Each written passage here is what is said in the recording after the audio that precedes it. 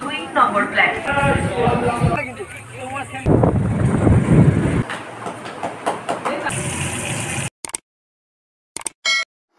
সুপ্রভাত, কেমন আছেন সবাই? আশা করছি সবাই ভালো আছেন, আমরা ভালো আছি। শুভ সকালের অনেক ভালোবাসা জানিয়ে ব্লগার জয়িতা চ্যানেলের একটি নতুন ব্লগে স্বাগত জানাই সবাইকে। আর এইগুলো হচ্ছে আমার গাছের ফুল, নতুন ফুল ফুটেছে। তো এই গাছটা খুবই ছোট, গাছটা আর দেখানো হয়নি ভিডিওতে। তো নতুন গাছের প্রথম ফুল এনে আমি আমার ঘরে সাজালাম, ঘরের শোভা বৃদ্ধি করলাম। কি অপূর্ব সুন্দর লাগছে, তাই না? আজকের দিনটা না ভীষণ ব্যস্ততম দিন। মানে আমি হয়তো অনেক ভিডিওতেই বলি যে আজকে ব্যস্ততম দিন, কিন্তু আজকে রোজ দিন তো আর হয় না। কিন্তু আজকের না সত্যিই দিনটা খুব ব্যস্ততম। কারণ আজকের একটু বেরোতে হবে, যাব একটু ভাইয়ের কাছে। আর যেতে হয়তো ট্রেনে করে, বেশ অনেকটাই দূর।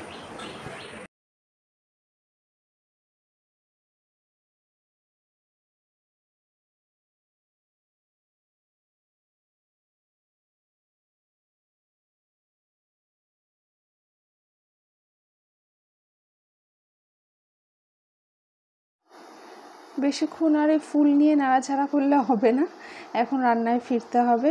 সংসার ডাকছে আমাকে দুহাত বাড়িয়ে হাতছানি দিয়ে। আর এটা কি করছি বলুন তো? এটা হচ্ছে ডালিয়া ওটসের একটা ছিলা মতন, মানে ওই জল রুটি আমরা খেতাম সেটা। তো সকালে ব্রেকফাস্টে এটাই রেখেছি, আর তার সাথে তো আচার ছিল। আর এটা হচ্ছে একটা লোটে মাছের ভুনা আর কি। ওইটা দিয়ে আমরা বড়রা খেয়েছি, তোজো আর খাইনি। তোজো তো স্কুলে যাচ্ছিলো।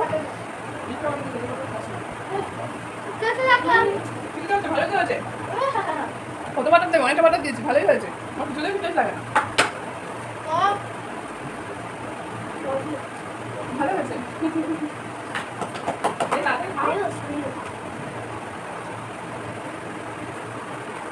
আমি তোমার ভাবো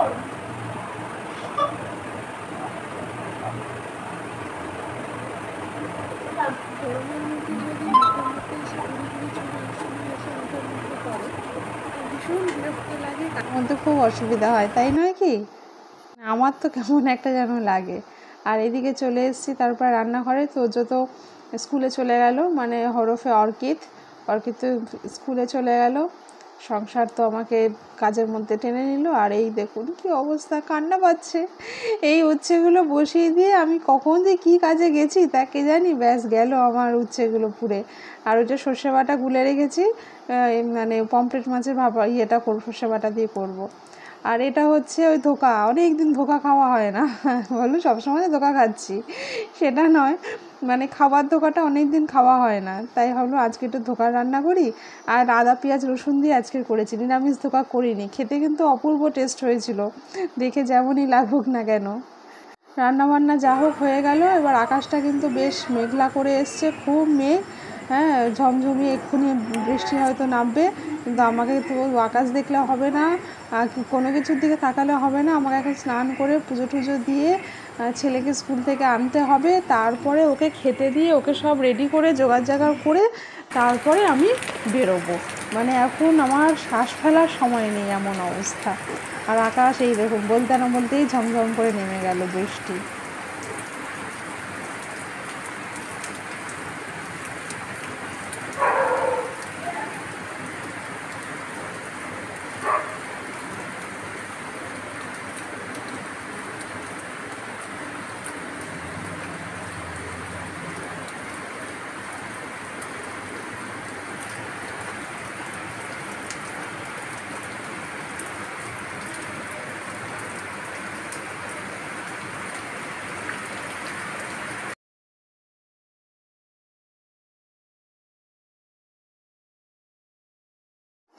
পুজো টুজো দিয়ে বললাম, স্নান খাওয়া করে ছেলেকে স্কুল থেকে এনে রেডি ফেডি করে সব কিছু করে নিয়েছি, নিয়ে এবার নিজে রেডি হয়ে নিচ্ছি, বেরোতে হবে। কপালে যে ফোড়াটা হয়েছিল, ফোড়া ঠিক না, ইনফেকশন যেটা হয়েছিল সেটা তো অনেক সেরেই গেছে, কিন্তু বলে না ওই ফিনিশিং টাচ সেই রকম একটুখানি রয়ে গেছে, যার জন্য মলম দিয়েছি এই যে। তাই একটু আইব্রোজ করতে গিয়ে সেই মলমটা একটু জল জল মতো লেগে গেছে, তো সেটাই মুছে পরিষ্কার করছিলাম, সেটাই মুছে রাখছিলাম। কারণ এটা না হলে কেমন জল জল হয়ে যাচ্ছে।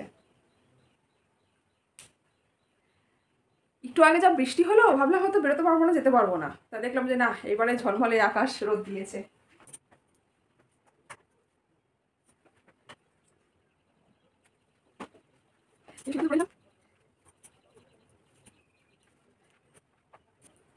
পেটের ভুঁড়িটা যেন বেড়ে যাচ্ছে, কিছুতেই কমাতে পারছি না।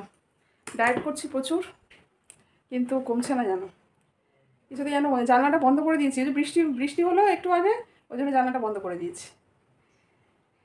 তাহলে চলুন। আর এই স্টেশন যা ভিড় থাকে, প্রচণ্ড ভিড়। এখন খটমটে রোদ, একদম রোদ ঝলসানো একদম। চলে এসেছি প্ল্যাটফর্মে টিকিট কাটার, আর দেখুন বেশ লাইন রয়েছে। আর ওদিকে ট্রেন প্ল্যাটফর্মে ঢুকে গেছে, এই যে ট্রেন প্ল্যাটফর্মে ঢুকে গেছে, মানে অনেকক্ষণ দাঁড়িয়েছিল। তারপরে ওই ট্রেন, আর ওই প্ল্যাটফর্ম থেকে আরেকটি ট্রেন আসছিল। তো যাই হোক, আমি আমার ট্রেনে উঠে পড়লাম। আর এখানে ছুটছে তাড়াতাড়ি করে, ওই লাইনে ট্রেন আসছে আর এই লাইনে ট্রেন দাঁড়িয়ে আছে।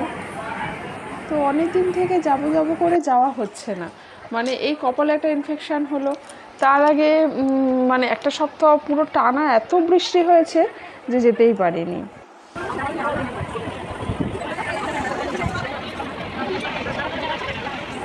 অবশেষে চলে এলাম বাড়িতে। তো অন্যরকম একটা পরিবেশ, দেখে বুঝতেই পারছেন, অন্যরকম চেহারা, ছবি, অন্যরকম পরিবেশ। তো ভাই রুচা গেছে এখন স্নান করতে। একটু দুপুরের বিকেলে, মানে দুপুর বিকেলের দিকে, তো ওর দেরি হয়ে গেছিলো আজকে চানে, ও গিয়েছিল একটু কাজে। তো চান টান করে আসছিলো, ততক্ষণ আমি একটু ভিডিও করে নিলাম। তো যাই হোক, অনেকক্ষণ থেকে নিজের কাজ টাজ মিটিয়ে নিয়ে আবারও ফেরার পালা। এটা ফিরে আসছি, এখন তো অন্ধকার হয়ে গেছে। তো অ্যাকচুয়ালি আমি ওখানে গিয়েছিলাম আটা আনতে, মানে একটা মানে বিস্ময়কর ব্যাপার। আমার এখানে যেহেতু পঞ্চায়েত এলাকা, সেহেতু এখানে আটা পাওয়া যায় না, মানে আটা মানে গম ভাঙানো আটা পাওয়া যায় না, কলকাতা থেকে আটা নিয়ে আসতে। তো আমি সেই আটা আনতে গড়িয়াতে গিয়েছিলাম,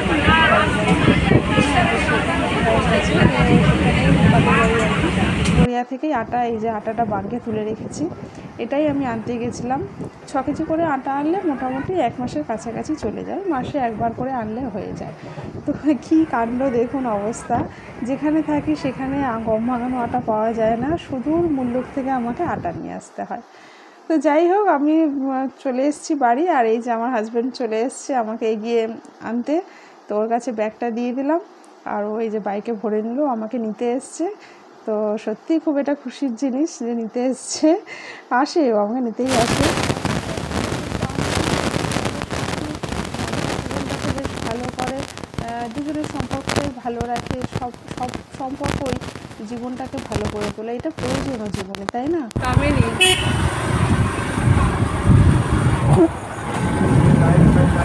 সুন্দর লাগছে। হ্যাঁ, লাইটগুলো লাগিয়ে খুব সুন্দর লাগছে। খারাপ হয়ে যাবে আবার, এগুলো যদি অন্তত পুজো পর্যন্ত হয়তো থাকবে। প্রধানে রাখা যায় কারণ, হ্যাঁ, তাহলে ভালোই। বেশ আলো ঝলমলে, খুব সুন্দর লাগছে লাইটগুলো। আর আজকে সংসারের কাজকর্মগুলো খুব একটা বেশি দেখাতে পারিনি, তাহলে অনেক বড় হয়ে যেত। আর এই যে বাড়ি ফিরে এসেছি, এসে একদম সিম্পল ডালিয়া করে দিয়েছি, চাল না, ডালিয়া আর ডালে মিশিয়ে একদম নর্মাল খাবার প্রেশারে বসিয়ে দিয়েছি, 2টো সিটি দিয়েছি, হয়ে গেছে একদম। এর বেশি আর কিছু করতে পারছি না, ভীষণভাবে টায়ার্ড, মানে শরীর আর দিচ্ছে না, ক্লান্ত। তো আমি বললাম যে আজকের এটাই খাও, হালকা খাবারের উপরে। তো ওরাও রাজি হলো, ওরা এগুলো রাতের বেলাটা হালকা খাবারই খেতে চায়। এর সাথেই আজকে ভিডিও শেষ করছি। সবাই ভালো থাকবেন, সুস্থ থাকবেন, আবার দেখা হবে নেক্সট ভিডিওতে। আর এতটুকু কিছু ভালো লাগলে প্লিজ লাইক, শেয়ার, সাবস্ক্রাইব করে আমার পাশে থাকবেন। এই কঠিন জার্নিতে এগিয়ে যেতে আমাকে একটু সাহায্য করবেন। আর যারা ফেসবুক থেকে দেখছেন তাদেরকে জানাবো অবশ্যই আমার চ্যানেলটি ফলো করে প্লিজ আমার পাশে একটু থাকবেন। তাহলে আজ আসি, গুড নাইট।